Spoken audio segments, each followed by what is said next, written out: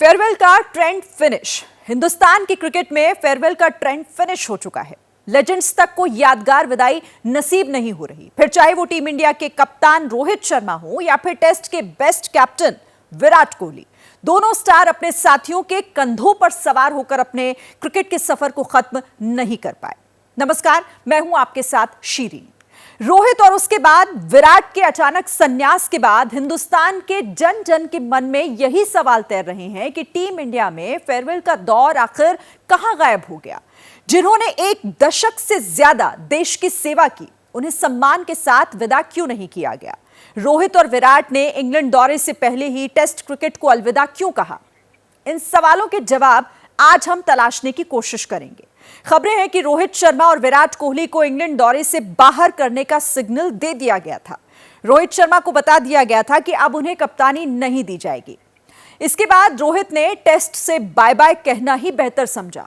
BCCI test का नया कप्तान बनाने की तैयारी कर रहा है। विराट कोहली किसी जूनियर की कप्तानी में टीम के अंदर कंफर्टेबल फील नहीं करते, इसीलिए उन्होंने भी टेस्ट से संन्यास का फैसला कर लिया। सोशल मीडिया पर उन्होंने इसका ऐलान कर दिया और अफसोस है कि रोहित की तरह विराट को भी फेयरवेल नहीं मिला। इसके पीछे और भी कई वजह है, पर उससे पहले टीम इंडिया के कोच फेयरवेल पर क्या राय रखते हैं, आपको यह जरूर जानना चाहिए। सुनिए और फिर हम इस कहानी को आगे बढ़ाएंगे।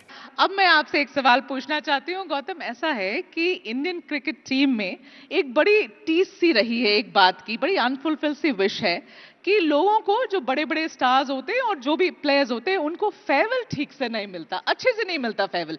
इन our whatever our understanding in our remembrance, the last farewell जो अच्छे से मिला था वो सचिन तेंदुलकर को मिला था। उसके बाद किसी को भी नहीं मिला, आपको भी नहीं मिला, धोनी को नहीं मिला, किसी को नहीं मिला। तो मैं पूछना चाहती हूँ गौतम, अब आप कोच हैं, विल यू एंश्योर कि विराट कोहली और रोहित शर्मा को आपके सामने अच्छी तरीके से फेयरवेल मिले?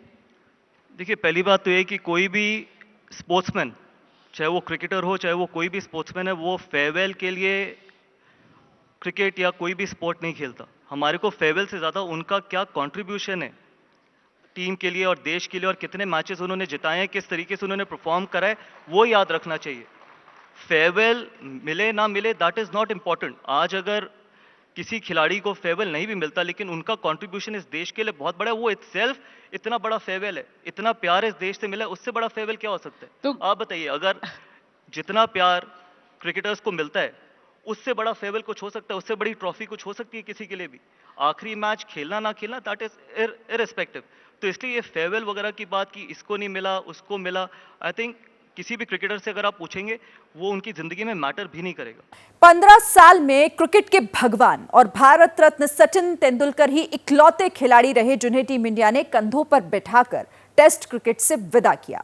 इसके बाद ये सौभाग्य किसी को प्राप्त नहीं हुआ, पर फैंस को लगता है कि विराट कोहली को गुड बाय करने का बड़ा मंच मिलना चाहिए था, क्योंकि वो इंडियन क्रिकेट के टेस्ट क्रिकेट में बेस्ट कैप्टन रहे। विराट सबसे पहले फिटनेस का फंडा लेकर आए। बेहतर फिटनेस का फायदा नतीजों में भी नजर आया। सौरव गांगुली की कप्तानी में भारत ने 21 टेस्ट जीते। महेंद्र सिंह धोनी की कप्तानी में भारतीय टीम 27 टेस्ट में चैंपियन बनी और विराट कोहली इस आंकड़े को 40 टेस्ट जीत तक लेकर गए। इतिहास के पन्नों में अपना नाम दर्ज करा दिया। फिर ऐसा क्या हुआ कि विराट कोहली की विदाई यादगार नहीं हो पाई और इस पर उनके फैंस की आंखें भर आई। हुआ ये कि कुछ दिन पहले विराट कोहली ने बीसीसीआई के सामने फिर से कप्तान बनाने की बात रखी थी, लेकिन बीसीसीआई इसके लिए तैयार नहीं हुआ, क्योंकि बीसीसीआई भविष्य की टीम बनाने की तरफ कदम आगे बढ़ा चुका था।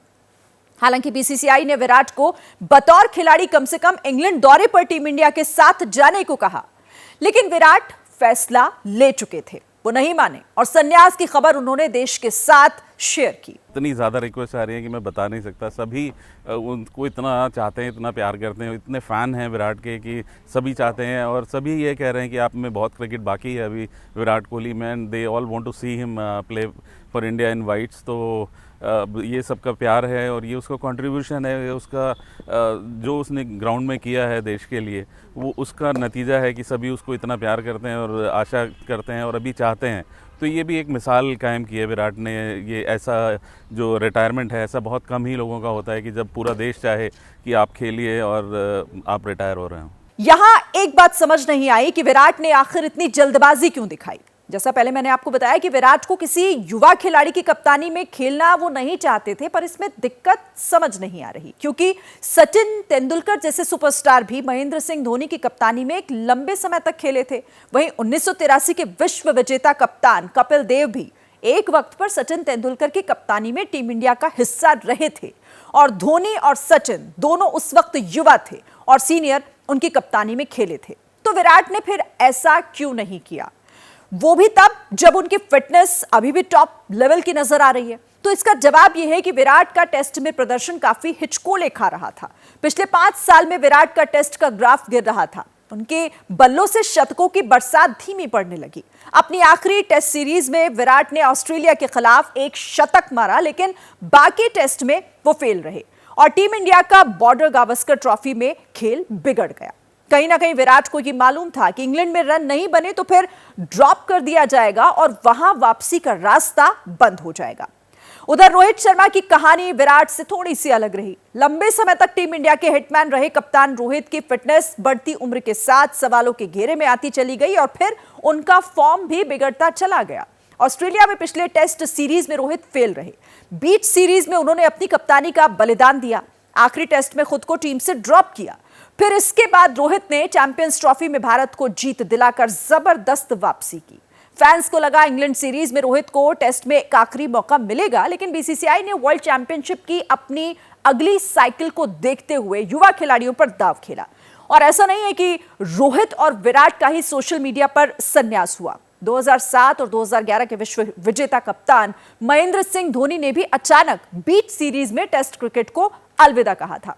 इसके अलावा राहुल द्रविड़, वीवीएस लक्ष्मण, युवराज सिंह, वीरेंद्र सहवाग, हरभजन सिंह और खुद टीम इंडिया के मौजूदा कोच गौतम गंभीर का भी फेयरवेल नहीं हो पाया। यानी इतने बड़े स्टार्स को विदाई के लिए आखिरी मैच भी नसीब नहीं हुआ। दुख तो होता है और बीसीसीआई को इसके बारे में जरा सोचना भी चाहिए।